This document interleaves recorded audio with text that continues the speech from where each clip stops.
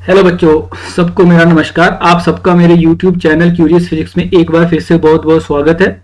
आज हम स्टार्ट करने वाले हैं जो रे ऑप्टिक्स चैप्टर 9 है आपका, है ना। जो अभी चैप्टर 9 है उसकी एक्सरसाइज है, उसको सोल्व करेंगे। ठीक है, अब जो रे ऑप्टिक्स की जो एक्सरसाइज है उसमें अभी 30 क्वेश्चन है। ठीक है, और ये जो क्वेश्चन है ये बेसिकली क्या है कि जो ओल्ड एनसीईआरटीज होती थी उससे है, मतलब कुछ एक चीजें यहाँ पे वहां से भी ली गई हैं। ठीक है, तो जो आपने अब तक पढ़ा वो तो यूज होगा ही होगा, कुछ एक्स्ट्रा भी यूज होगा इस जो भी यहाँ पे जो भी क्वेश्चन सोल्व हम लोग करेंगे। ठीक है, और जो आपने 10th क्लास में सीखा हुआ है, ठीक है, वो भी कुछ एक चीजें यहाँ पे यूज होंगी। ठीक है, तो स्टार्ट करते हैं। The question number 1, a small candle of 2.5 centimetre in size. तो जो कैंडल उसका साइज, मतलब ऑब्जेक्ट का साइज आपको दिया हुआ है, h0 पहले से दिया है 2.5 centimetre, is place 27 centimetre in front of a concave mirror. हमेशा याद रखना जो मिरर है उसको पहले देखना है क्या है आपका कॉनकेव मिरर। u यहां पे दिया हुआ है 27 centimetre and radius of curvature दिया हुआ है 36 सेंटीमीटर। तो r आ गया, f आ गया, फोकल लेंथ आ गई आपका r डिवाइडेड बाई 2, क्योंकि मिरर के केस में आप r बाई 2f निकाल सकते हो। तो फोकल लेंथ आ गई सिंपल आपका 18 सेंटीमीटर। ये सब कुछ पहले से आपको दिया हुआ है। ठीक है जी, क्या मेरी बात समझ में आ गई?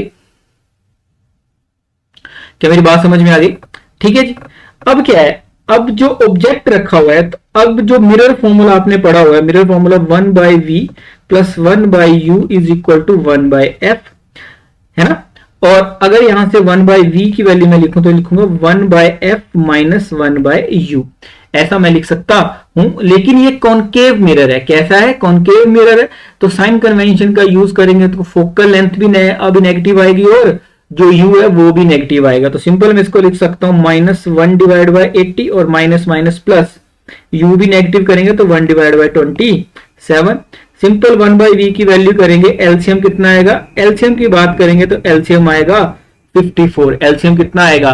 54। यहां पे लिखेंगे -3 और यहां पे आएगा 2, तो इसको लिखा जाएगा 1 बाई वी की वैल्यू आएगी -1 डिवाइड बाई 54 और v की वैल्यू सिंपली हम लिख सकते हैं -54 सेंटीमीटर। बोलने का मतलब है ये कॉनकेव मिरर से जो पोल है वहां से जहां पे ऑब्जेक्ट रखा है उसी डायरेक्शन में आपका इमेज बनेगी 54 सेंटीमीटर दूर। क्या मेरी बात समझ में आ गई यहां तक? अब देखते हैं कि मैग्निफिकेशन कितना है। मैग्निफिकेशन की बात आती है अभी जो मिरर के केस में -v divide by you, v की वैल्यू कितनी है? माइनस माइनस प्लस हो जाएगा 54, है ना। तो is equal to minus minus plus 54 and u तो पहले से माइनस है तो फिर से माइनस आ गया, -27, तो आ गई आपका 2। मैग्निफिकेशन कितनी आ गई आपका? -2। जो मैग्निफिकेशन -2 बोलने का मतलब है जो इमेज का साइज क्या हो जाएगा, ऑब्जेक्ट का साइज क्या हो जाएगा? डबल। तो ऑब्जेक्ट मिलेगा, लेकिन इमेज बनेगी कैसी? इमेज बनेगी आपकी सबसे पहले तो रियल, क्योंकि उसी साइड बनी है जहां पे बननी चाहिए थी। मतलब जो स्क्रीन है उस पे आप इमेज को पकड़ सकते हो। ठीक है, रियल इनवर्टेड एंड कैसी बनी है? अगर मैग्निफिकेशन 1 से बड़ी आई है तो इनलार्ज्ड। कैसी आई है? इनलार्ज्ड। क्या मेरी बात समझ में आ गई? यहां तक आपको आई थिंक थोड़ा थोड़ा समझ में आया होगा। ठीक है जी, अब लास्ट लाइन क्या लिखी है? If the needle is moved closer to the mirror. अगर जो आपकी जो मतलब नीडल है वो कहां पे रखी है? नीडल रखी है आपका 27 सेंटीमीटर, मतलब एफ और 2 फोकल लेंथ और सेंटर ऑफ कर्वेचर के बीच में। तो जैसे जैसे ये ऑब्जेक्ट आगे जाएगा तो इमेज कहां जाएगी? दूर जाएगी। कहां जाएगी? दूर जाएगी, है ना। तो आपको जो अभी स्क्रीन है वो दूर की डायरेक्शन में भेजनी पड़ेगी। कहां पे भेजनी पड़ेगी? दूर भेजनी पड़ेगी। क्या मेरी बात समझ में आई? यहां से भी समझ सकते हो, अगर आप मिरर की तरफ को भेजोगे तो u की वैल्यू इंक्रीज होगी कि डिक्रीज? u की वैल्यू क्या होगी? डिक्रीज होगी। u की वैल्यू क्या होगी? u की वैल्यू डिक्रीज होगी। जब u की वैल्यू डिक्रीज होगी तो ये वाला जो नंबर है, ये जो पूरा नंबर है, ये पूरा नंबर डिक्रीज होगा कि बढ़ेगा? u बढ़ेगा तो ये क्या होगा आपका? बढ़ेगा। इसकी वैल्यू क्या होगी? इंक्रीज होगी 1 बाई यू की। जब इसकी वैल्यू इंक्रीज होगी तो इस पूरे की वैल्यू क्या होगी? इस पूरे की वैल्यू डिक्रीज होगी। तो 1 बाई वी की वैल्यू जब डिक्रीज होगी तो v की वैल्यू बढ़ेगी कि कम होगी? v की वैल्यू बढ़ेगी। इससे ये पता चला कि v की वैल्यू क्या होगी बच्चे, बढ़ेगी। क्या मेरी बात समझ में आ गई? तो सिंपली आप ऐसे भी कर सकते हो कैलकुलेट, और आपको वैसे पता कि जब कॉन्केव मिरर के केस में आप सेंटर ऑफ कर्वेचर और फोकल लेंथ के बीच में जाते हो, तो जब आपकी जो भी मतलब ऑब्जेक्ट है वो पोल की तरफ मूव करता है, तो जो इमेज है वो दूर जाना स्टार्ट हो जाती है, वो सेंटर ऑफ कर्वेचर से दूर जाना स्टार्ट हो जाती है। कि मेरी मतलब पीछे की डायरेक्शन को, इंफिनिटी की तरफ को जाना स्टार्ट हो जाती है। ठीक है जी। सेकंड क्वेश्चन आता है, अब 4.5 centimetre needle is placed 12 centimetre away from a convex mirror. अब मिरर का हमेशा ध्यान रखना कि कौन सा मिरर दिया है, और focal length 15 centimetre. Give the location of the image and the magnification and describe what happens as the needle is moved further from the mirror. ठीक है, इतना समझ में आता है। यहां भी क्या दिया हुआ है, यहां पे आपको हाइट ऑफ द ऑब्जेक्ट या साइज ऑफ ऑब्जेक्ट दिया है 4.5 सेंटीमीटर, यू दिया है आपको 12 सेंटीमीटर, एंड फोकल लेंथ दिया है आपको 15 सेंटीमीटर। ठीक है जी। अब ये कौन सा अभी मिरर है, ये आपका कॉन्वेक्स मिरर। कौन सा मिरर है, कॉन्वेक्स मिरर। अब सिंपल फॉर्मूला लगाएंगे 1/v plus 1/u is equal to 1/f। अब 1/v, तो v तो आपको निकालना है। अब u क्या होगा यहाँ पे, नेगेटिव। ठीक है, साइन कन्वेंशन लिखोगे तो ये जाएगा 1/f माइनस 1/u। अब f क्या होता है, जो आपका कॉन्वेक्स मिरर होता है उसमें फोकल लेंथ पॉजिटिव होती है। कैसी होती है फोकल लेंथ, पॉजिटिव, तो उसको वैसे का वैसे लिखेंगे 1/15। और u क्या होता है, नेगेटिव, तो माइनस माइनस क्या हो गया आपका प्लस, प्लस 1/12। क्या बात समझ में आ गई? ठीक है जी, ये सिंपल सी बात आई है ना। तो इसका एलसीएम कितना हो गया, एलसीएम हो गया 60, ये हो गया 4, ये हो गया आपका 5। सो v की वैल्यू आई आपका v is equal to 60 divide by 9, and इसको आपस में कट करेंगे तो आएगा ये 9 इंटू 6 एंड अगेन 6.7 के आसपास वैल्यू आएगी इसकी। अगर आप आंसर चेक करोगे तो 6.7 के आसपास वैल्यू आएगी। मतलब कैसी इमेज बनी, v कहां बने, अगर v पॉजिटिव आया मतलब मिरर के बैक साइड पे बनी। और आपको एक चीज तो पता है कि कॉन्वेक्स मिरर के केस में एक ही केस होता है जो इमेज बनती है, virtual diminished and erect. Virtual diminished and erect, यहाँ पे मैग्निफिकेशन से भी पता कर लगते हैं। मैग्निफिकेशन कितना होता है, -v/u माइनस v/u। u अभी नेगेटिव है तो नेगेटिव नेगेटिव हो गया प्लस, तो 6.7 डिवाइड बाय आई थिंक 12। तो ये कितनी आई, मैग्निफिकेशन की वैल्यू आई। और मैग्निफिकेशन क्या एक से छोटा है कि बड़ा है, छोटा है एक से। ठीक है, तो जो इमेज बनेगी उसका भी साइज छोटा होगा।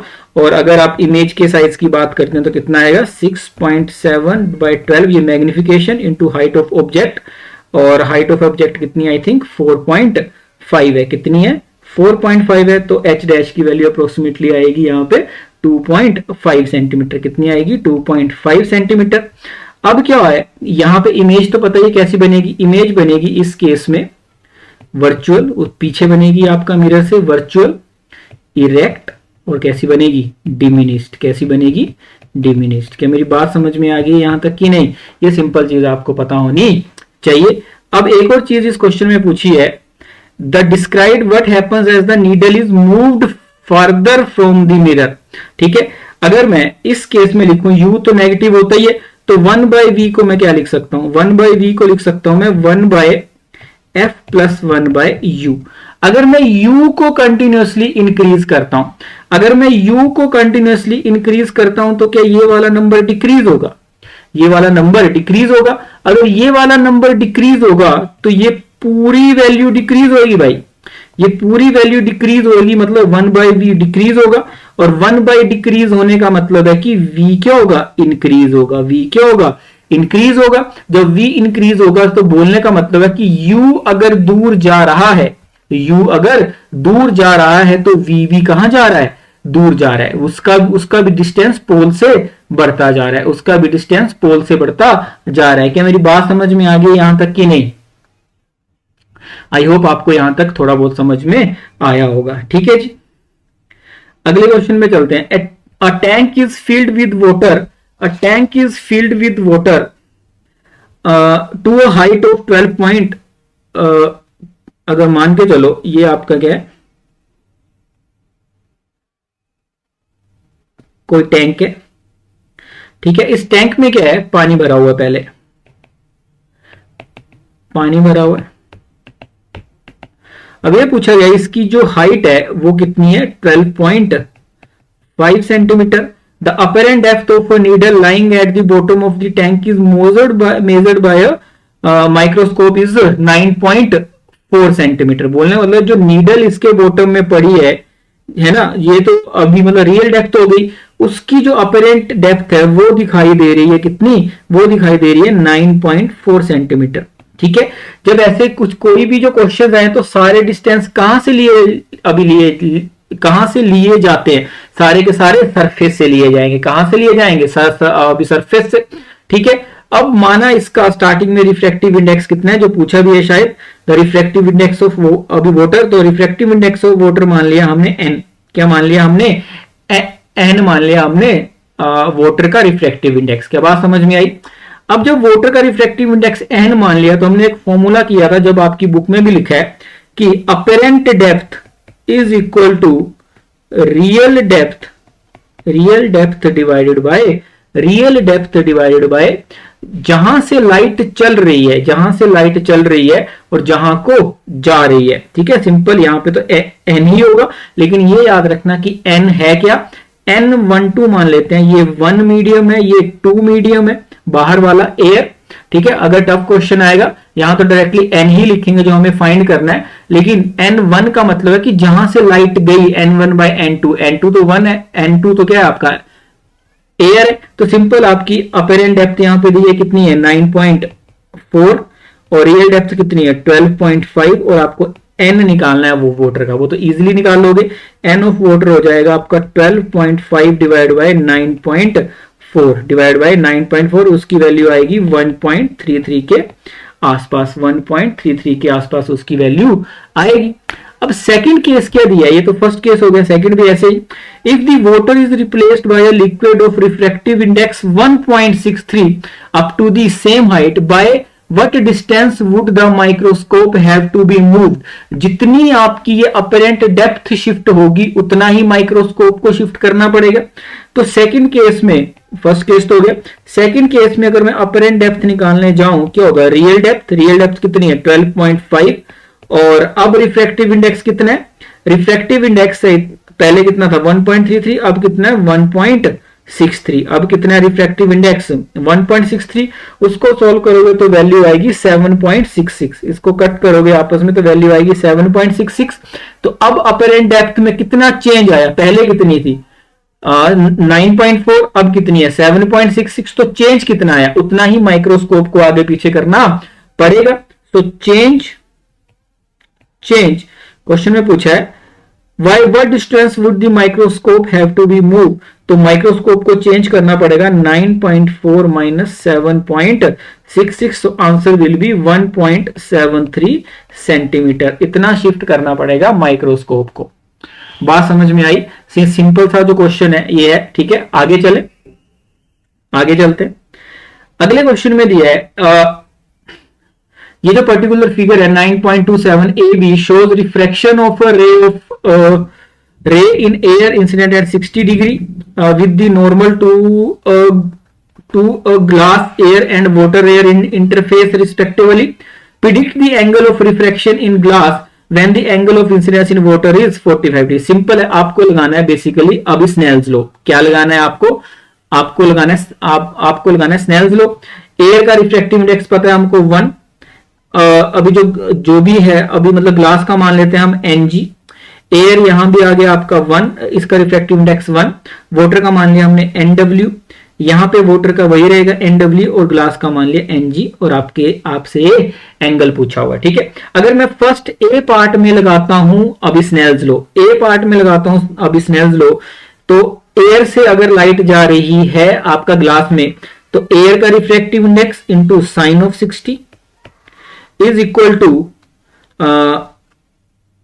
Ng refractive index of glass and into sin of 35। ये फर्स्ट केस हो गया।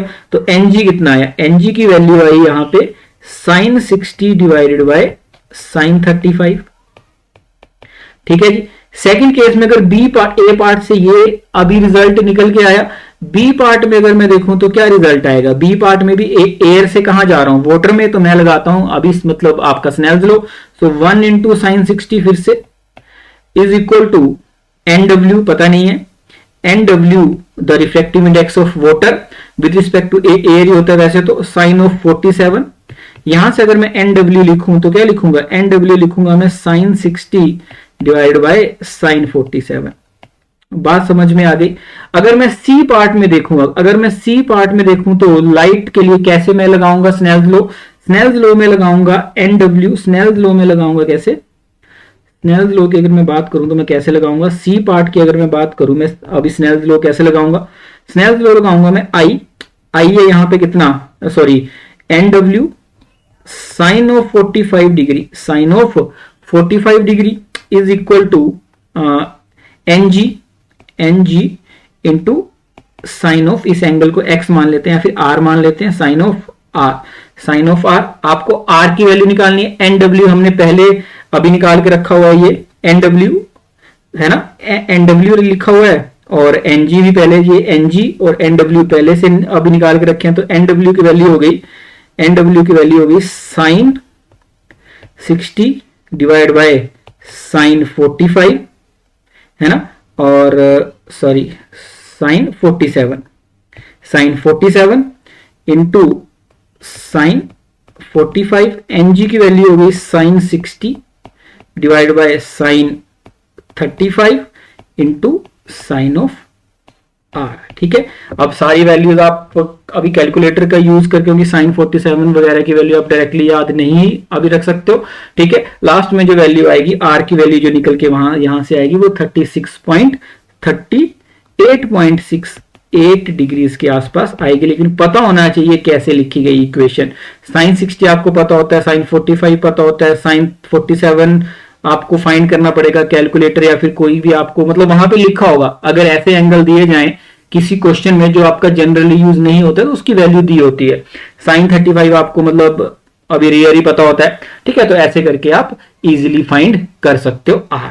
क्या मेरी बात समझ में आई, कैसे क्वेश्चन सोल्व होगा ये? ठीक है जी, अगले क्वेश्चन में चलते हैं 9.5 में। A small bulb is placed at the bottom of a tank containing water to a depth of 80 centimeter. What is the area of the surface of water through which light from the bulb can emerge out? Refractive index of water is 1.33. ठीक है, इन्होंने क्या बोला कि कोई tank दिया है। ठीक है, ये मान लिया हमने टैंक। ठीक है जी, इसकी इसमें क्या है, कितनी हाइट तक पानी भरा हुआ है, 80 सेंटीमीटर तक। ठीक है, मान लिया ये 80 सेंटीमीटर तक वाटर भरा हुआ है।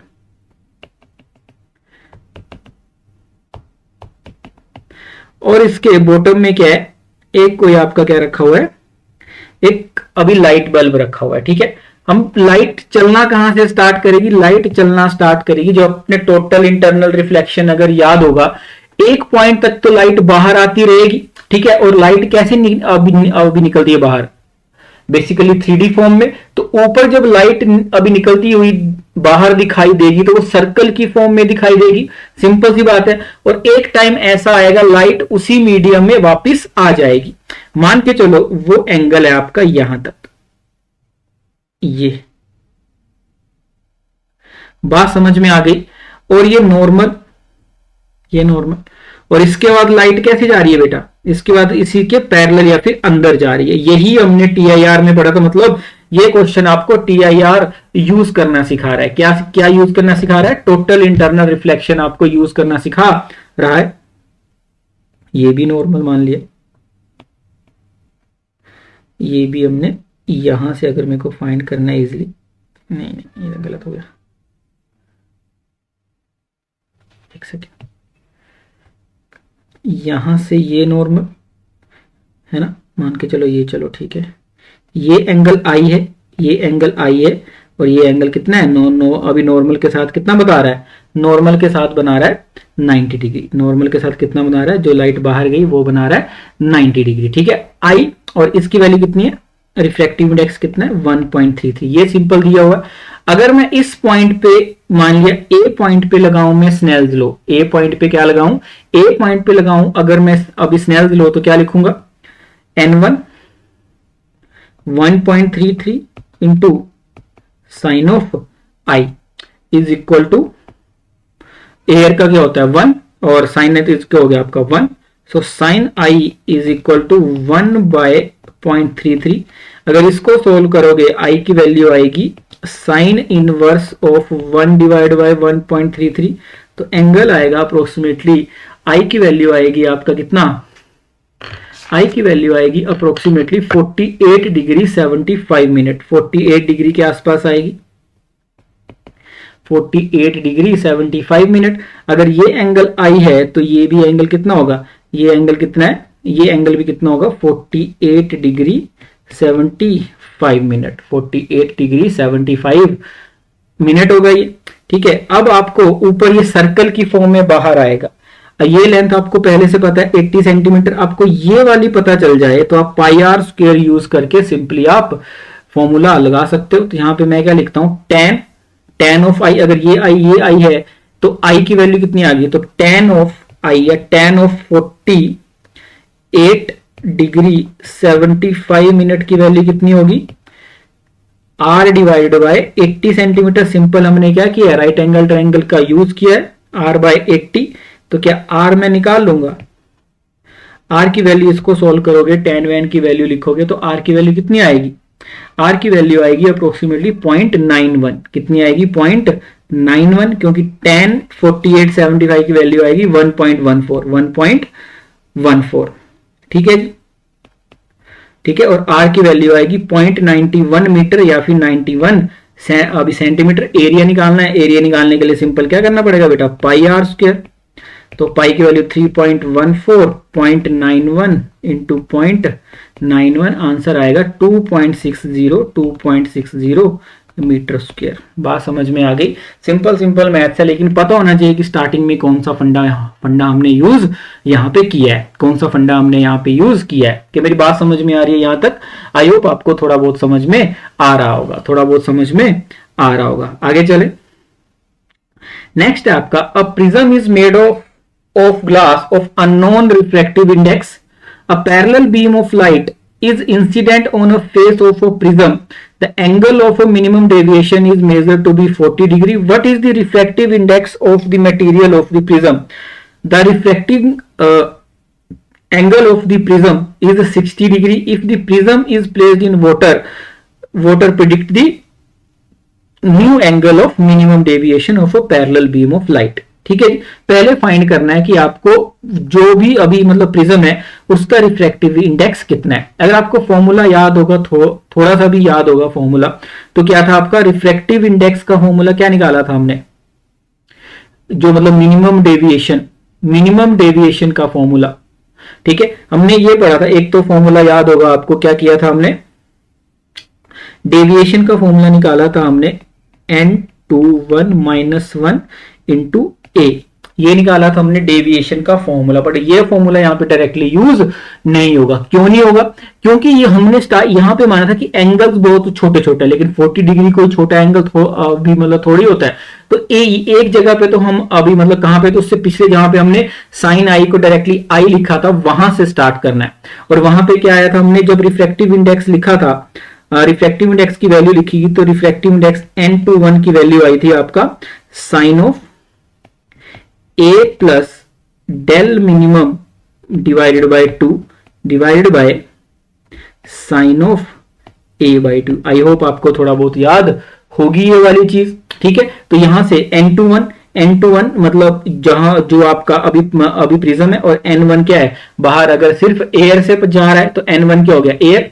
तो सिंपल आपका रिफ्लेक्टिव इंडेक्स ऑफ जो अभी प्रिज्म है उसकी वैल्यू आएगी साइन ऑफ a, यहां पे कितना दिया है a दिया है अभी 60, डेल दिया है 40 divide by 2 divide by 60 divide by 2, 60 divide by 2, तो आंसर आएगा आपका, इसी को बोल दिया हमने refractive index of prism, sine of 50 divide by sine of 30, sine of 50 divide by sine of 30, और इसकी वैल्यू आएगी sine of 50 divide by sine of 30 की वैल्यू आएगी जहां तक समझ इसकी वैल्यू आएगी 1.53 के आसपास, 1.53 या 55 के आसपास आएगी, 1.5354। ठीक है, अब क्या बोला इन्होंने, अब सेकंड पार्ट अगर क्वेश्चन का देखोगे, if the prism is placed in water, तो N1 की जगह क्या हो जाएगा 1.33 और N2 तो क्या रहेगा जो अभी निकाला हमने 1.5।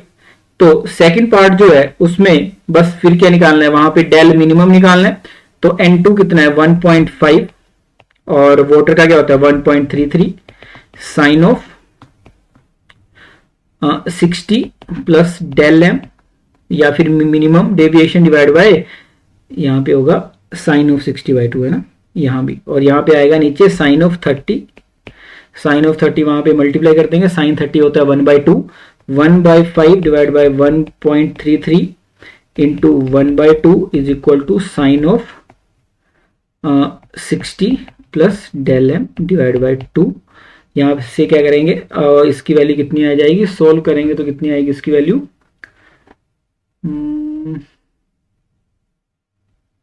0.57 is equal to sine of 60 plus del M divide by 2।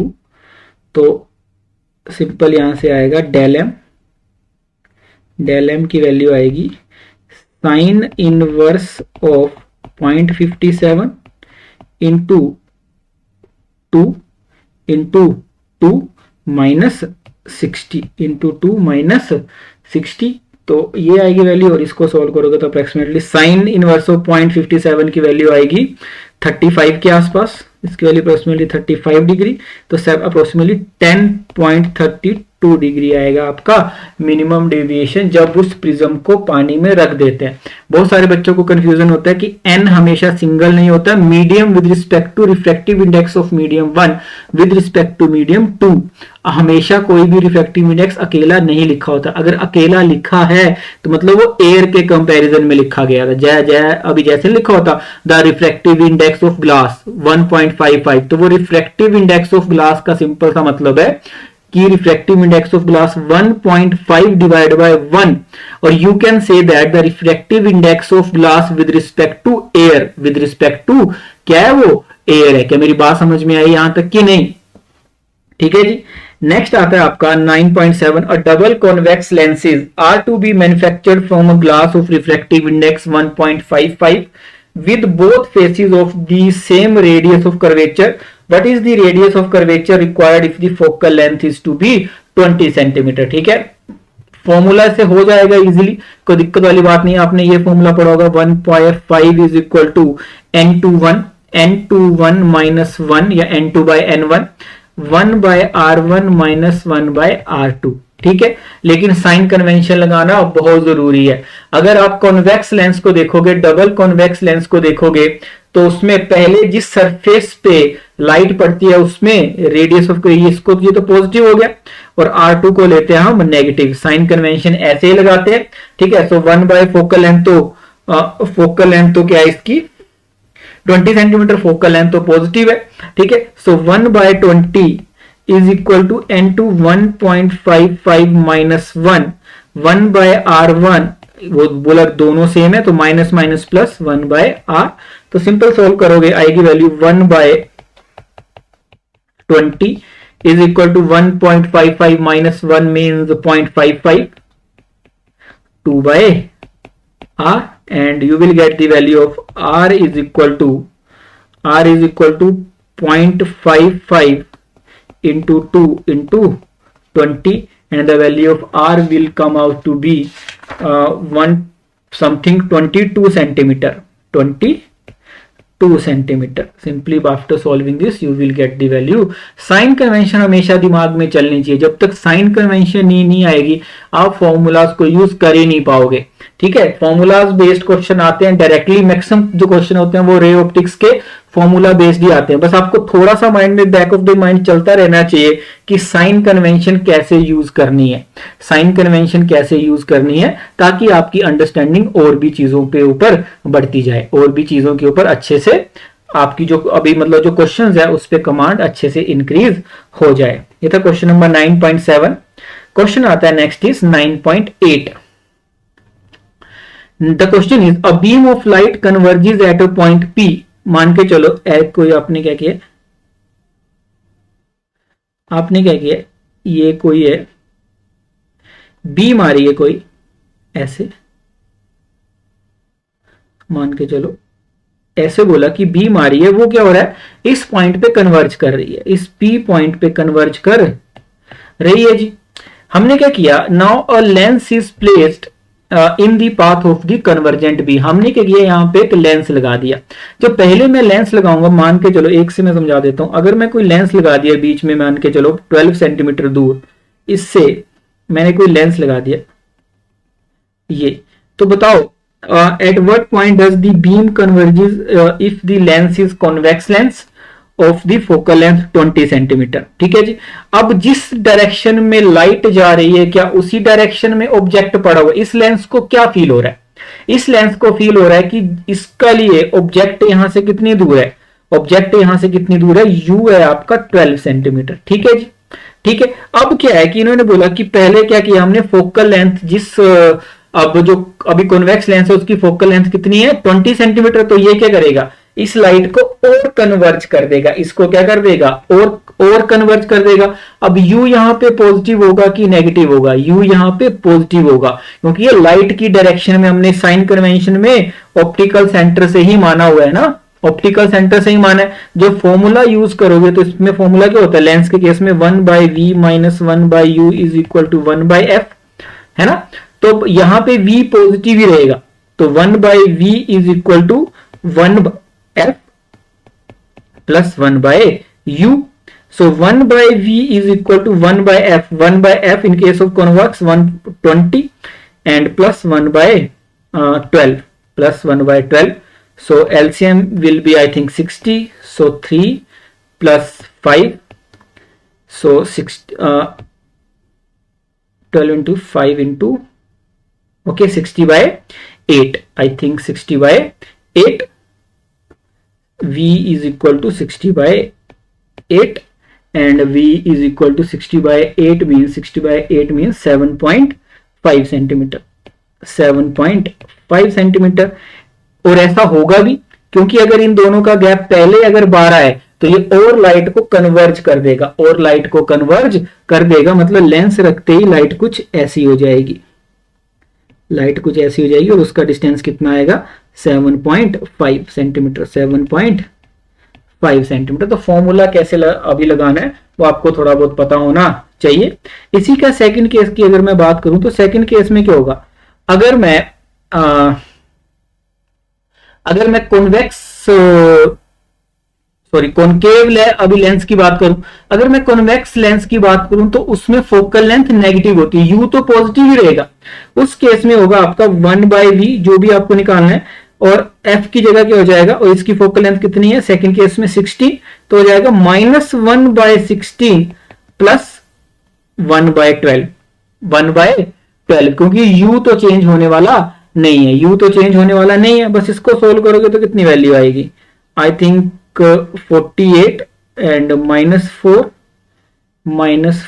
And this will be, sorry, this is 3, 16 into 3 48, this -3 plus 4 and you will get the value of 48 centimetre.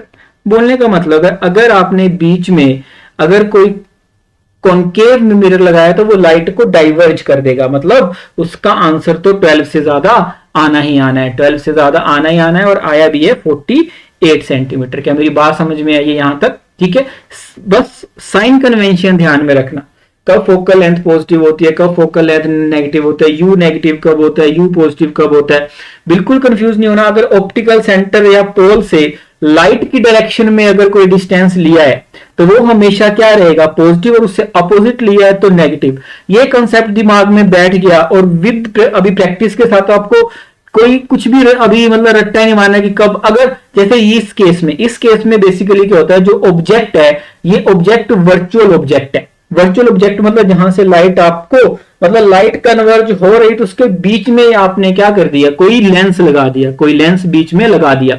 ठीक है, तो ये थोड़ी सी अंडरस्टैंडिंग होनी चाहिए। ठीक है, अगर साइन कन्वेंशन समझ में आ गई फिर तो कोई दिक्कत वाली बात है ही नहीं, फिर तो कोई दिक्कत वाली बात है ही नहीं। 9.9 क्वेश्चन है, an object of size 3 centimeter is placed 14 centimeter in front of a concave lens of focal length 21 centimeter, and this is basically the describe the image produced by the lens.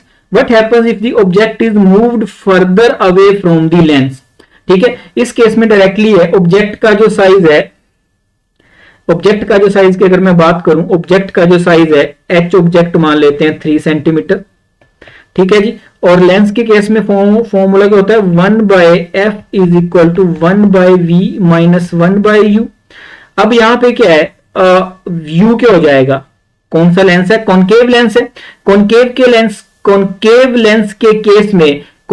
Lens के case में सबसे पहली बात तो u तो अभी negative ही आएगा, u तो नेगेटिव लेना ही है, लेकिन फोकल लेंथ भी क्या लेनी है बेटा, फोकल लेंथ भी क्या लेनी है, नेगेटिव ही लेनी है। फोकल लेंथ क्या लेनी है, नेगेटिव लेनी है। मेरी बात समझ में आ गई, बस अब वैल्यूज पुट करोगे तो v की वैल्यू मिल जाएगी।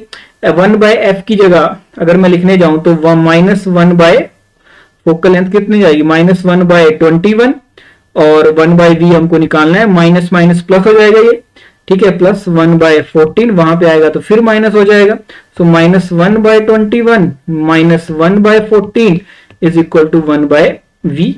और एलसीएम की अगर बात करेंगे तो आई थिंक 42 एलसीएम आएगा, 42, so -2 -3 is equal to 1/v, and value of v will be for -42 divided by 5, -42 divided by 5। क्या मेरी बात समझ में आई है, ये कौन सा क्वेश्चन है, 9.9, तो वैल्यू आएगी -8.4 सेंटीमीटर। और अगर कॉनकेव लेंस है तो आपको पता है कि एक ही टाइप की इमेज बनेगी, एक ही टाइप की इमेज बनेगी। वो इमेज होगी कैसी, इमेज होगी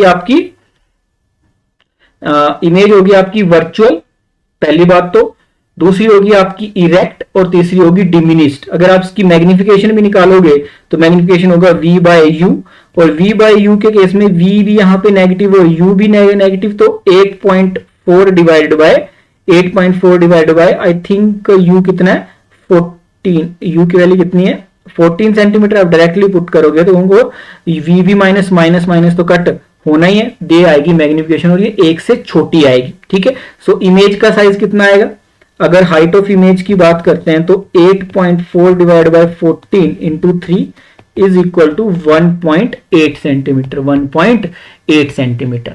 ठीक है, और इमेज बनेगी कैसी, इमेज बनेगी इस केस में virtual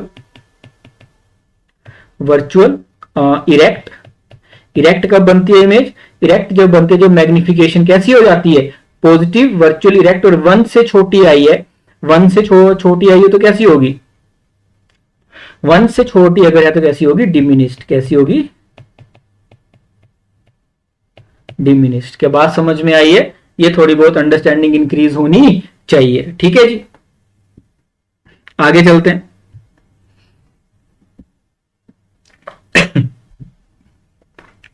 What is the focal length of a convex lens of focal length 30 centimeter?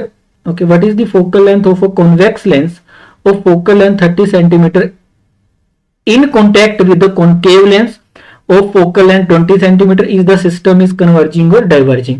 ठीक है, ये सिंपल सा क्वेश्चन है कि लेंसेज माने गए थे और यहाँ पे बोला गया कि लेंसेज की थिकनेस को इग्नोर करना है, मतलब दोनों का ऑप्टिकल सेंटर कहां पे है बेटा, सेम है। तो जब ऑप्टिकल सेंटर सेम है तो हमने फॉर्मूला क्या था, 1/f is equal to 1/f1 plus 1/f2, और यहां भी साइन कन्वेंशन यूज कर सकते हैं। अगर मैं पहले वाले की बात करूं तो कॉन्वेक्स के लिए, लेंस के लिए पॉजिटिव, और f2 क्या है 1/20, ये कॉन्केव है तो ये इसकी फोकल लेंथ क्या होगी, नेगेटिव। एलसीएम कितना आया 60, यहां के लिखोगे 2 -3 -1/60, सो f विल बी -60 सेंटीमीटर, और फोकल लेंथ माइनस किसकी होती है, अभी मतलब माइनस आता है जो सिस्टम क्या करता है, रेज को डाइवर्ज करता है, और रेज को डाइवर्ज करना मतलब माइनस, मतलब ये बिहेव करेगी कॉनकेव की तरह, तो सिस्टम कैसा होगा, डाइवर्जिंग। यही इजी सिस्टम टफ बन जाते हैं जब आपको साइन कन्वेंशन याद नहीं रहती है। ठीक है, तो सबसे मतलब एक रिक्वेस्ट है कि आप साइन कन्वेंशन अच्छे से करो, साइन कन्वेंशन अच्छे से आपको समझ आनी चाहिए। ठीक है जी, नेक्स्ट आता है 9.11। 9.11 जो क्वेश्चन है, ये क्वेश्चन आपका कंपाउंड माइक्रोस्कोप का, और कंपाउंड माइक्रोस्कोप अगर आपको याद होगा 2-3 फॉर्मूले हैं आपका सिंपल माइक्रोस्कोप, अभी टेलीस्कोप एटसेट्रा के, क्या क्या है वो फॉर्मूले, अगर थोड़ा सा भी याद होगा सबको तो फॉर्मूले क्या है वो, एक तो आपको मैग्निफिकेशन निकालनी आनी चाहिए। मैग्निफिकेशन निकालने का मतलब है मैग्निफिकेशन दो केस में, अगर आपकी इमेज कहां पे बने, मिनिमम डिस्टेंस ऑफ अभी मतलब विजन डी में 25 सेंटीमीटर पे बने तो उसको होता है आपका v बाई यू इंटू, अगर याद होंगे फॉर्मूले, चलो यहां पे मतलब क्वेश्चन के साथ करते हैं। अ compound microscope consist of an objective lens of focal length this, ठीक है, अगर मैं डायग्राम थोड़ा सा भी याद दिलाऊं तो कुछ ऐसा होता था, यहां पे रखा होता था आपका ऑब्जेक्टिव लेंस और यहां पे रखा होता था आई पीस। ठीक है, उन दोनों के बीच का जो डिस्टेंस होता था वो इसकी जो वी नोट, जो इसकी इमेज बनेगी वी नोट, और इसका जो ऑब्जेक्ट बनेगा है ना V nought plus UE, U क्या है आपका ऑब्जेक्ट लेंथ किसकी, आई पीस की, ये ऑब्जेक्टिव है ये आई पीस है, ऐसा होता था और ऐसे इमेज बनती थी। ठीक है, अब जो वेरी करेगा वो क्वेश्चन टू क्वेश्चन जो चीजें हैं वो वेरी करेंगी। फर्स्ट है मतलब क्वेश्चन को देख के डरना नहीं है, क्या पूछना चाह रहा है बस उस चीज पे ध्यान देना है, क्या पूछना चाह रहा है उस चीज पे ध्यान देना है, समझ जाओगे इजीली। ठीक है, a compound microscope consist of an objective lens of focal length this, इसकी फोकल लेंथ दी हुई है, एफ नोट दिया है आपको 2 centimetre, and an eyepiece of focal length, eyepiece की फोकल लेंथ दे दी आपको 6.25 सेंटीमीटर। ठीक है जी, सेकंड है separated by a distance of 15 centimetre, दोनों 15 सेंटीमीटर के डिस्टेंस पे है बेटा, तो ये भी समझ में आ गया कि इमेज जो बनेगी ऑब्जेक्टिव की और जो आपका जो आईपीस है उसका जो ऑब्जेक्ट रखा हुआ है, आईपीस का जो ऑब्जेक्ट रखा हुआ है जिसको बोलेंगे हम यू, ये यू है। ठीक है, यू ई का मतलब है आईपीस के लिए और ओ का मतलब, तो इसकी भी वैल्यू दे रखी है इन्होंने 15 सेंटीमीटर। ठीक है जी, ये समझ में आ गया। How far from the objective should an object be placed in order to obtain the final image at the least distance of distinct vision, जो फाइनल इमेज बनेगी किस चीज की, फाइनल इमेज तो कौन बनाएगा, आईपीस बनाएगा, तो आईपीस के लिए कि इन्होंने वीई की वैल्यू भी दे दी, वीई की वैल्यू कितनी दे दी इन्होंने, वीई की वैल्यू भी दे दी इन्होंने कितनी 25 सेंटीमीटर। मतलब जो आईपीस ये इमेज, बस इन क्वेश्चंस को ना ध्यान से सुनना कि कहां पे क्या यूज हो रहा है। ठीक है, बिल्कुल भी अभी मतलब अभी दिक्कत नहीं है, बच्चे क्या करते हैं कि इतना बड़ा क्वेश्चन देख के अभी घबरा जाते हैं। बस यहाँ पे क्या है कि जो आपकी जो अभी लेंसेज के जो फॉर्मूले हैं 1/u 1/v minus 1/u is equal to 1/f, वो कैसे यूज करने हैं बस वो आपको आने चाहिए। ठीक है, बाकी कुछ भी अभी घबराने वाली बात नहीं है। तो यहाँ पे वीई भी कितना दे दिया इन्होंने 25 सेंटीमीटर दे दिया। ठीक है जी, अब क्या किया, जब इन्होंने वीई 25 सेंटीमीटर दे दिया तो फिर क्या पूछा इन्होंने, you have to find how far from the objective, आपको यू नोट निकालना है कि इस ऑब्जेक्टिव लेंस से ऑब्जेक्ट कितना दूर रखा होना चाहिए। ठीक है जी, अब अगर मैं दोनों में कौन सा फॉर्मूला लगेगा, दोनों में सेम ही फॉर्मूला, अभी मतलब एक ही फॉर्मूला यूज होता है 1/v minus 1/u, 1/v minus 1/u is equal to 1/f, इसमें भी वही होगा इसमें भी वही होगा। ठीक है जी, अब कुछ उन्होंने बीच में रिलेशन दिया है, अगर मेरे को यहां से वीई पता है, फोकल लेंथ पता है, तो क्या मैं यूई निकाल लूंगा। अगर मैंने यूई निकाल लिया, इस रिलेशन में जब मैं यूई रखूंगा तो क्या मेरे को वी नोट मिल जाएगा, और जब मेरे को वी ऑब्जेक्टिव मिल जाएगा तो यू ऑब्जेक्टिव ऑटोमेटिकली मिल जाएगा। ठीक है, तो इस पे फोकस करना है कि पूछा क्या होगा, इस पे फोकस करना है कि पूछा क्या हुआ है। ठीक है, अगर हम देखें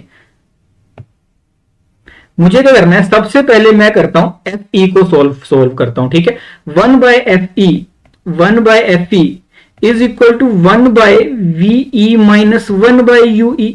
ठीक है, मुझे तो ue चाहिए, ve तो दे दिया इन्होंने d। ठीक है, 1/fe की बात करूं तो fe तो पॉजिटिव होता है कॉन्वेक्स लेंस के लिए, 1/6.25, 1/ve, ve क्या होगा कि नेगेटिव डायरेक्शन में। ठीक है, इमेज लाइट कहां से आएगी, ऑब्जेक्टिव से, तो इमेज कहां बन रही है, उसी साइड को बन जा रही है। तो वीई की जगह क्या लिखूंगा मैं, -25 -1/ue। क्या मैं इसको सोल्व कर सकता हूं, ये कैसे लिखा गया ये पता होना चाहिए, बस ये कैसे लिखा गया ये मेरे को पता होना चाहिए। तो मैं कैसे लिख सकता हूं, तो u1 की वैल्यू यहां से क्या आएगी, u1 की वैल्यू यहां से कितनी आएगी, u1 अगर इसमें मैं सोल्व करूं, जहां तो मेरे को दिखाई दे रहा है, u1 की वैल्यू आएगी यहां से, एलसीएम वगैरह लेके आप कैसे भी सोल्व कर सकते हो, चलो कोशिश करते हैं सोल्व करने की। ये हो जाएगा 10 डिवाइड बाय 625, वहां से आ गया तो ये हो जाएगा आपका plus 1 divide by 25 is equal to -1/ue। LCM अगर मैं लेना चाहूं तो कितना ले सकता हूं, इसका एलसीएम आएगा आपका 625 ही आएगा, 25 इंटू 25 625, तो यहां पे लिख दिया 10, यहां पे लिख दिया 25 इज इक्वल टू -1/ue। इसको सोल्व करने जाऊंगा तो आएगा ue की वैल्यू आएगी -625, इसकी वैल्यू आएगी 625 डिवाइड बाय 35, सॉरी यहां पे कितना होगा, अप्रोक्सीमेटली 100 आएगा ना, ये यहाँ पे 100 आएगा, यहाँ पे कितना आएगा 100, तो ये आएगा 625 डिवाइड बाय,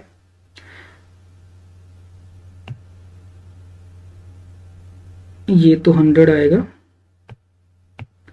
इसकी जगह कितना आएगा 125 आएगा, 125 आएगा, और 125 इंटू 5 कितना होता है, 125 इंटू 5, तो यूई की वैल्यू आई आपका -5 सेंटीमीटर। मतलब यूई क्या है, यहां से 5 सेंटीमीटर दूर, इस आईपीस से 5 सेंटीमीटर दूर क्या है, यूई है, 5 सेंटीमीटर हुई। और सेकंड के लिए जो इमेज का काम, ऑब्जेक्ट का काम करेगा, वो फर्स्ट की क्या होगी, फर्स्ट की इमेज होगी, क्या होगी वो, फर्स्ट की इमेज होगी। तो अगर यूई 5 है तो वी नोट कितना है, ये टोटल अभी 15 है, तो वी नोट की वैल्यू आएगी आपका 10, कितनी आएगी 10 सेंटीमीटर। तो फर्स्ट की इमेज कहां पे बनी है, 10 सेंटीमीटर पे, कहां पे बनी है 10 सेंटीमीटर पे। अगर मैं फर्स्ट को लिखने जाऊं तो बस इस फॉर्मूले में फिर से पुट करता हूं, v की वैल्यू कितनी है 1/10, u मेरे को निकालना है, और f कितना दिया है फर्स्ट के लिए, ऑब्जेक्टिव के लिए, ऑब्जेक्ट लेंस की फोकल लेंथ है 2 सेंटीमीटर, मतलब 1/2। तो बस सिंपल है, u निकालना है मेरे को यहां से, तो -1/u is equal to 1/2 -1/10। So -1/u is equal to, दोनों का एलसीएम लेंगे तो 10 आएगा, 5 - 1, u की वैल्यू आएगी 10/4, तो u आएगा 2.5 सेंटीमीटर। कौन सा u है ये, ऑब्जेक्टिव, जो क्वेश्चन में बार बार इन्होंने पूछा हुआ है। क्या मेरी बात समझ में आ गई, ये तो है, मतलब ये वाला क्वेश्चन अगर अच्छे से सोल्व कर ले, मतलब कंपाउंड माइक्रोस्कोप अच्छे से समझ में आया है। u की वैल्यू कितनी आई यहाँ पे 2.5 सेंटीमीटर, कितनी आई u 0.5 सेंटीमीटर। अब जब इमेज आपका d पे बने, d मतलब कि मिनिमम डिस्टेंस पे बने, कहां पे बने, d पे बने, तो उस टाइम पे मैग्निफिकेशन क्या होती है, मैग्निफिकेशन होती है v of objective divide by u of objective 1 + d/fe। क्या ये हमने माइक्रोस्कोप के केस में किया है, जब इंफिनिटी पे बनती है तो v0/u0 1 + d/fe, जब d पे बनेगी तो 1 + d/fe इंटू v। v0 की वैल्यू कितनी आई है 10, 2.5, 1 + 25 डिवाइड बाय आई थिंक ये है 6.25, जहां तो मेरे को याद है। Fe की वैल्यू कितनी है, Fe की वैल्यू 6.2e। अगर मैं इसकी मैग्निफिकेशन, ये मैग्नीफाइंग पावर या फिर एंगुलर मैग्निफिकेशन है, ये क्या है एंगुलर, हमेशा याद रखना, एक होती है लीनियर मैग्निफिकेशन, ठीक है, जो हम पढ़ते आए, दूसरी होती है एंगुलर मैग्निफिकेशन या फिर मैग्नीफाइंग पावर। तो ये मैग्नीफाइंग पावर या फिर एंगुलर मैग्निफिकेशन है। बस इसको सोल्व किया तो ये हो गया आपका 4, ये हो गया 1 + 6.25 इंटू, ये आएगी आपका, ये 4 के आसपास आएगी, तो इसकी वैल्यू आएगी, मैग्निफिकेशन इसकी आएगी 20, कितनी आएगी 20। क्या बात समझ में आई कि नहीं। ये फर्स्ट केस था। फर्स्ट केस क्या था कि जब इमेज कहां बनेगी, इमेज कहां बनेगी आपकी, इमेज बनेगी आपका डी पे या फिर डिस्टिंक्ट विजन पे। तो ये सारे सॉल्यूशन आपको करने आने चाहिए, सिंपल है, बस साइन कन्वेंशन ध्यान में लेके चलना है। सेकंड केस आपको बोला गया, सेकंड केस क्या बोला गया कि जब आपकी इमेज कहां बनेगी, फाइनल इमेज इन्फिनिटी पे बनेगी।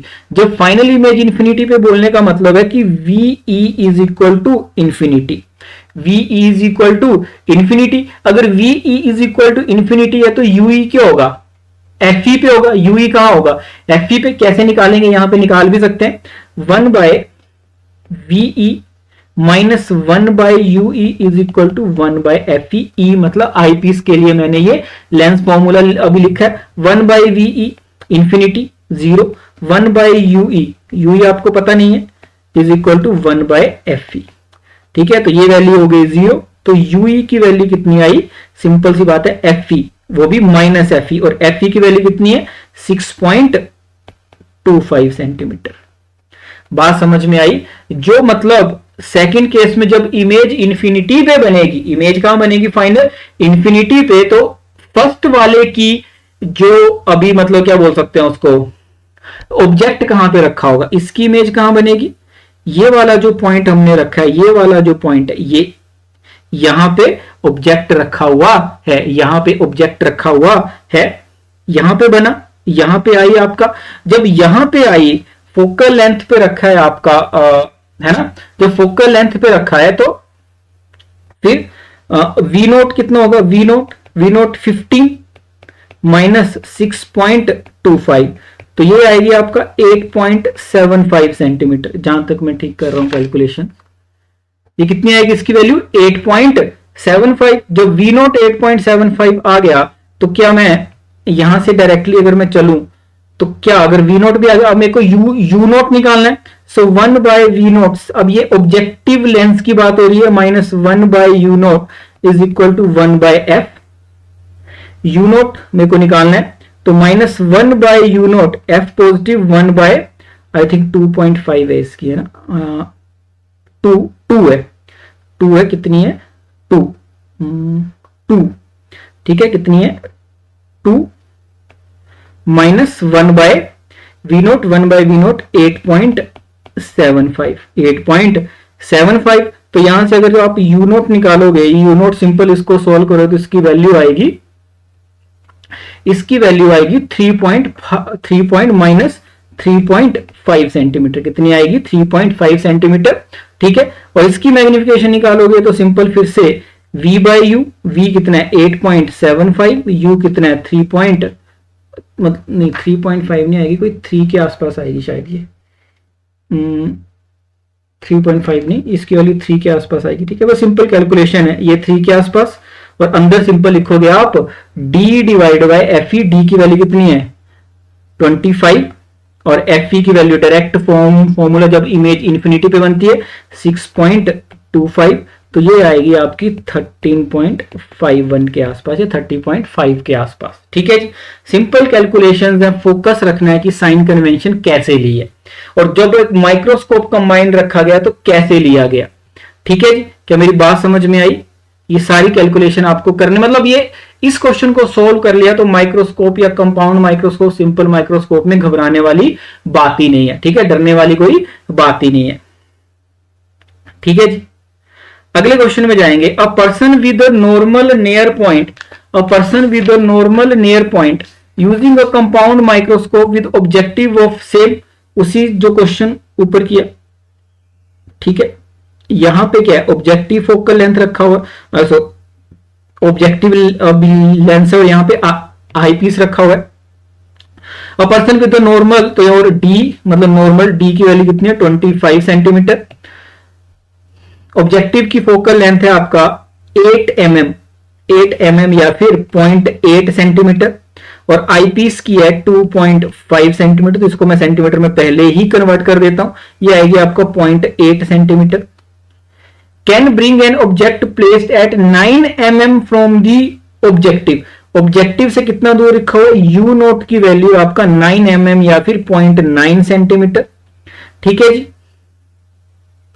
What is the separation between the two lenses? Calculate the magnifying power of the microscope. अब यहां पे बोला कि नियर पॉइंट, तो इमेज कहां पे बन रही है, डी पे बन रही है। कहां पे बन रही है, डी पे। फाइनल इमेज कहां पे बन रही है, डी पे बन रही है। ठीक है जी, जब मैं इसको सोल्व करूंगा इसको, तो इसमें मैं अभी कैसे करूंगा, 1/f, और दोनों के बीच में गैप होता क्या है, ऑब्जेक्टिव दोनों के बीच की अगर मैं बात करूं, दोनों लेंसेज के बीच का डिस्टेंस क्या होता है, पहले की इमेज प्लस दूसरे का ऑब्जेक्ट। तुम्हारा धर्म ये है कि तुमको ये वाली वैल्यू निकालनी है, इस वैल्यू को निकाल लोगे, यही आंसर है v of objective and u of eyepiece. अगर मैं पहले को सोल्व करूंगा, 1/f is equal to 1/fe is equal to 1/ve minus 1/ue। ठीक है, यहां पे ve मेरे को पहले से दिया है d, लेकिन वो कैसे दिया है, माइनस में, क्योंकि उसी साइड को इमेज बनती है यहां पे कहीं, तो इसको लिखूंगा 1/fe कितना दिया है, fe इन्होंने पहले दे दिया 1/2.5 is equal to ve minus 1 divide by D 25 minus 1 divide by U E जो आपको निकालना है। तो बस सिंपल है, 1/ue is equal to 1/2.5 plus 1 divide by 25। दोनों का एलसीएम लिया तो कितना आएगा, I think 25। 1 divide by U E is equal to, this is 25, then this will become 10 plus 1 and 1 ue will become 25 divided by 11, 25 minus 25 divided by 11, minus 25 divided by 11, minus 25 divided by 11, the value will come be minus 2.27, minus 2.27। लेकिन इसका हमको क्या चाहिए, magnitude चाहिए, क्योंकि हमको यहां से डायरेक्शन एक तो मिल गया यूई की वैल्यू कितनी आई, 2.27। अब हमारा काम है कि हम वी नोट निकालें। वी नोट निकालने के लिए यहां जाएंगे फिर से, तो 1/fo is equal to 1/v naught minus 1/u naught. U naught क्या होगा, नेगेटिव लिया जाएगा U naught, so 1/f naught, F naught positive, F naught की वैल्यू कितनी है 0.8 centimetre is equal to 1/v naught आपको निकालना है, एंड ये क्या हो जाएगा, minus minus plus 1/u naught 0.9 centimetre, और इसको यहां पे लाओगे तो 1/v naught is equal to 1/0.8 minus 1/0.9, 1/0.9। अगर इसको सोल्व करोगे सिंपल है, तो वैल्यू आएगी v ऑब्जेक्टिव की वैल्यू आएगी आपका, v ऑब्जेक्टिव की वैल्यू 7.2 या 7.1, 7.2 सेंटीमीटर के आसपास आएगी, 7.2 सेंटीमीटर के आसपास आएगी। बस सिंपल वी नोट भी आ गया। यही हमारा था कि दोनों के बीच में गैप क्या होगा, तो दोनों के बीच में गैप की वैल्यू कितनी आएगी, 7.2 प्लस मैग्नीट्यूड ऑफ 2.27, तो टोटल आएगा आपका 9.5 के आसपास, 9.47 सेंटीमीटर, 9.47 सेंटीमीटर। तो क्या ऑब्जेक्टिव है पूरे क्वेश्चंस को सोल्व करने का, वो आपको पता होना चाहिए। ठीक है, कैलकुलेशंस, ठीक है, आपको कैलकुलेशन अच्छे से करनी आनी चाहिए, साइन कन्वेंशन बहुत ज्यादा जरूरी है। और सेकंड पार्ट क्या है, calculate the magnifying power. Calculate, अब डी पे बन रहा है तो कैलकुलेट मैग्निफिकेशन क्या होगा, मैग्नीफाइंग पावर, एंगुलर मैग्निफिकेशन की बात हो रही है, V naught by U naught 1 plus D by F ई।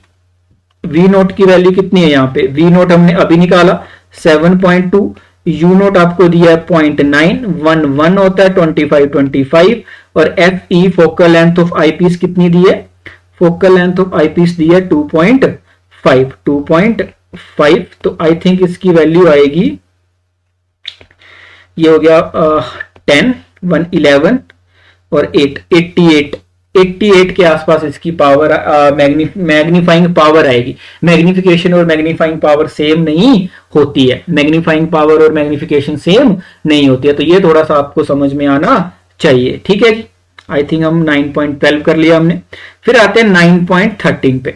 9.13 पे बात करते हैं, a small telescope has an objective lens of focal length 144 centimetre and an eyepiece of focal length 6 centimeter. What is the magnifying power of the telescope? What is this?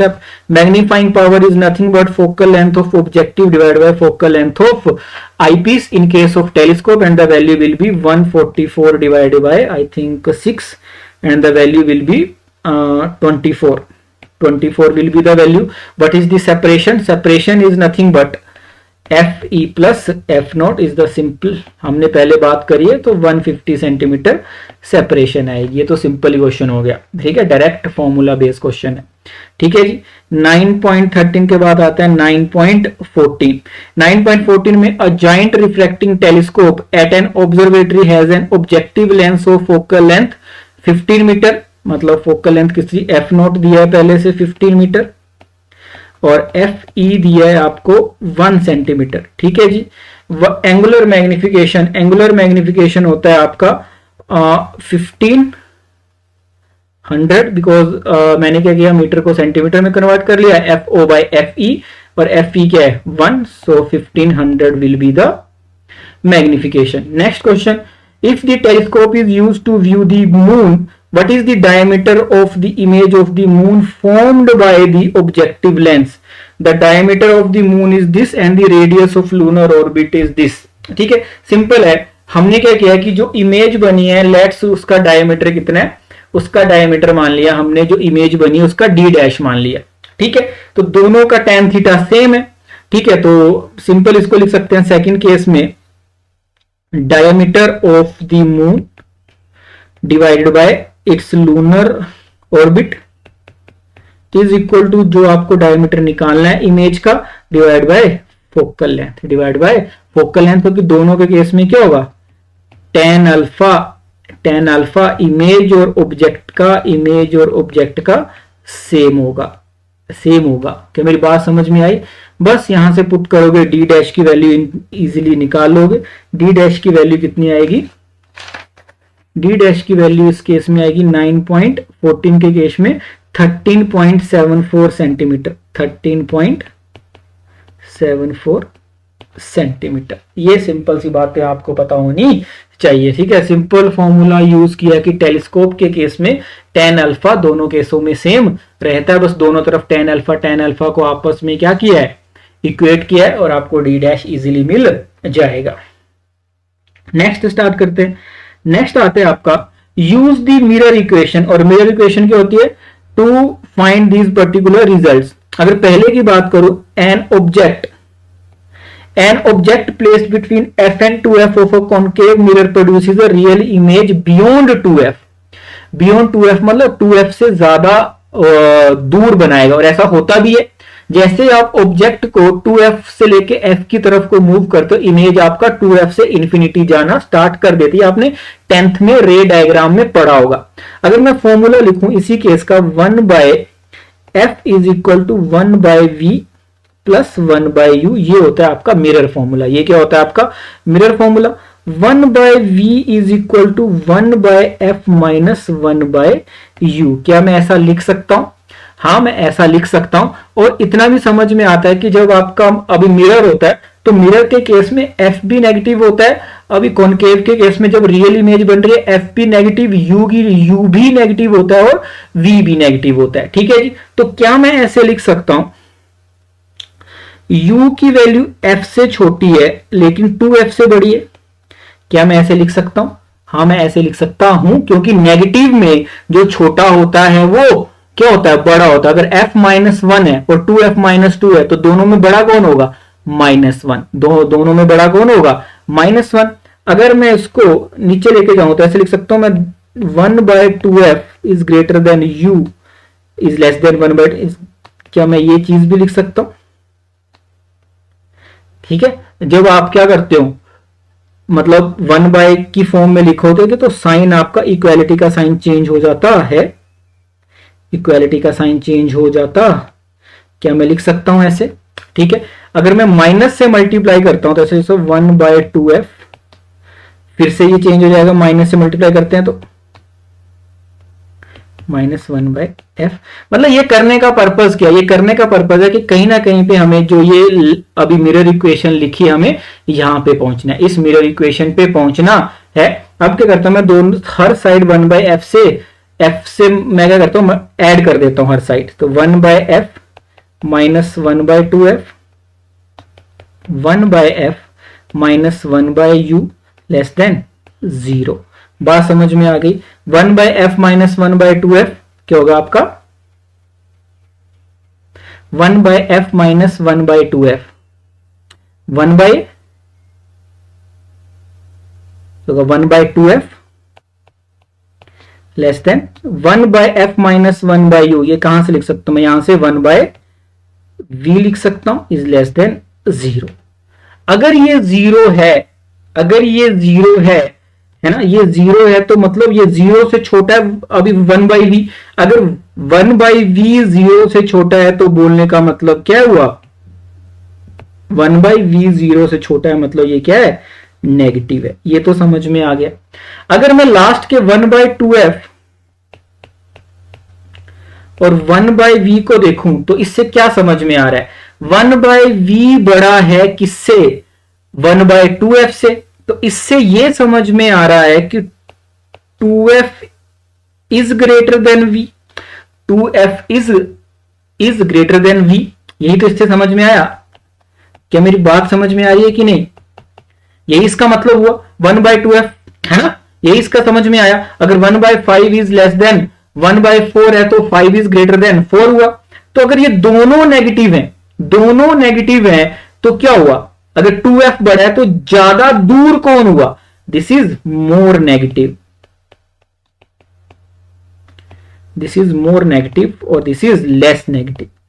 छोटा है तभी तो बड़ा है। अगर क्योंकि साइन कन्वेंशन लगाओगे, sign convention लगाओगे तो -v आएगा ना, और ये ज्यादा नेगेटिव है मतलब ज्यादा दूर है, ज्यादा दूर है तो इमेज हमेशा कहां बनेगी, 2f से आगे बनेगी, इमेज हमेशा 2f से आगे बनेगी। क्या मेरी बात समझ में आ गई है, ठीक है जी। सेकंड क्वेश्चन देखते हैं। A convex mirror always produces a virtual image independent of the location of the object. ठीक है, अगर मैं कॉन्वेक्स की बात करूं तो फॉर्मूला तो यही लगेगा 1/v plus 1/u is equal to 1/f। बोला u कहीं भी रखा हो, u कहीं भी रखा हो तो लेकिन v हमेशा क्या आएगा, बोल सकते हो कि मतलब वर्चुअल इमेज ही आने वाली है, मतलब v हमेशा पॉजिटिव आना चाहिए। तो अगर मैं बात करूं तो ये जो है 1/f, क्या 1/f हमेशा, अगर मैं बात करूं तो अगर u तो हमेशा क्या होता है, नेगेटिव।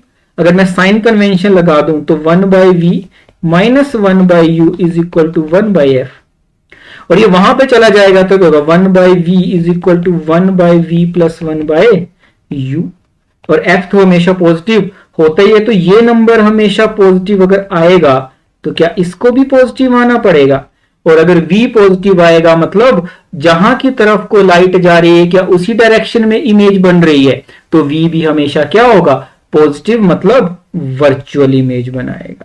कैसी इमेज बनाएगा, वर्चुअल इमेज। क्या बात समझ में आई है कि नहीं, सिंपल किया, हमेशा ये क्या रहेगा, पॉजिटिव रहेगा। v नेगेटिव होता तो रियल बनती, क्योंकि जो अभी मिरर के केस में रियल इमेज कहां बनती है ना, ये हमको छोटी छोटी बातें पहले से पता है। थर्ड आपका, the virtual image produced by a convex mirror is always diminished in size and is located between the focus and the pole. The virtual image produced by, जो हमने ऊपर बात कर ली, is always diminished in size and is located between the focus and the pole. सबसे पहले तो ये बात करते हैं कि इसी से स्टार्ट करते हैं जहां पे हमने किया था। 1/v is equal to 1/f plus 1/u। अगर आपको 1/v तक पहुंचना है, अगर 1/v तक पहुंचना है तो 1/f में कुछ ऐड करना पड़ेगा, 1/f में कुछ ऐड करना पड़ेगा। तो इस रिलेशन से तो यही समझ में आया ना कि 1/v is greater than 1/f, 1/v is greater than 1/f। अगर 1 by V is greater than 1 by F है, so F is always greater than V. और एफ अगर वी से बना है तो इमेज को हमेशा कहां बनना पड़ेगा? इमेज को हमेशा पोल 0 और एफ के बीच में ही बनना पड़ेगा। Simple logic. क्या मेरी बात समझ में आई? है ना? मतलब 1 बाई एफ में कुछ ऐड करेंगे तो 1 बाई वी आता है। ठीक है, सिंपल सी बात है। क्या मेरी बात समझ में आ गई यहां तक? और यह भी समझ में आता है कि अगर 1 बाई एफ में कुछ अगर v इतना छोटा, और इमेज कैसी बनेगी हमेशा? इमेज ऐसी बनेगी हमेशा कि कैसी बनेगी? छोटे साइज की बनेगी। इमेज कैसी बनेगी? हमेशा छोटे साइज की बनेगी। अगर मैं क्या करता हूं 1 बाई एफ में 1 बाई वी कैसा होगा? सेम यहां भी बात कर लेते हैं कि 1 बाई यू में कुछ ऐड करेंगे तो 1 बाई वी आएगा ना। अगर 1 बाई यू में कुछ ऐड करेंगे तो 1 बाई वी आएगा। तो मतलब v 1 बाई वी, तो मतलब u हमेशा किससे बड़ा रहेगा? इसका तो यह भी मतलब हो गया कि u हमेशा किससे बड़ा रहेगा? v से बड़ा रहेगा। तो u बड़ा रहेगा तो आपकी मैग्निफिकेशन क्या आएगी? हमेशा लेस देन 1 आएगी। v बाई यू ही तो होती है। ठीक है, आगे चलते हैं। An object placed between pole and focus of a concave mirror of, इसको यही कर लेते हैं डी पार्ट को। अगर कॉनकेव मिरर की बात हो रही है, कॉनकेव मिरर में 1 बाय, इसका रिलेशन पूछा है, an object placed between pole and focus of a concave mirror produce a virtual and enlarged image. ठीक है जी। अगर कॉनकेव मिरर की बात करते हैं तो हम क्या है, 1 by V plus 1 by U is equal to 1 by F. तो एफ तो हमेशा पॉजिटिव है, एफ तो हमेशा पॉजिटिव है, नहीं सॉरी अभी नेगेटिव है। एफ तो हमेशा, u भी हमेशा नेगेटिव है, और v की बात हमें करनी है। 1 by V is equal to 1 by F minus 1 by U, और u क्या है?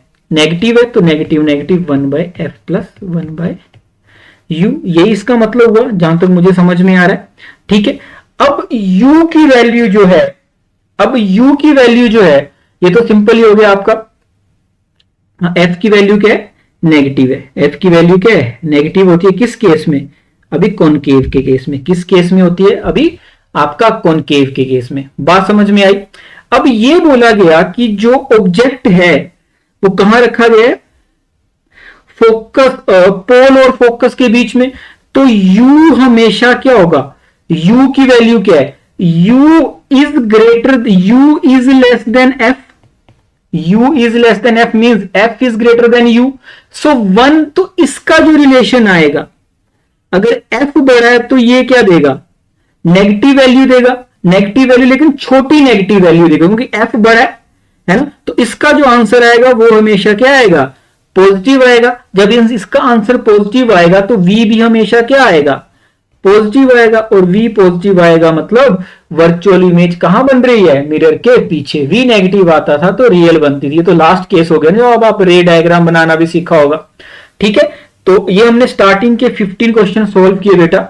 आखिर के 15 क्वेश्चन नेक्स्ट लेक्चर में करेंगे सोल्व। इनको सबको अच्छे से इसलिए सोल्व किया है कि यहाँ पे दिक्कत आती है थोड़ी थोड़ी, है ना। बट मेरा वही कंसर्न है मेन कि साइन कन्वेंशन जिसको आती है उसको कोई भी दिक्कत नहीं आएगी।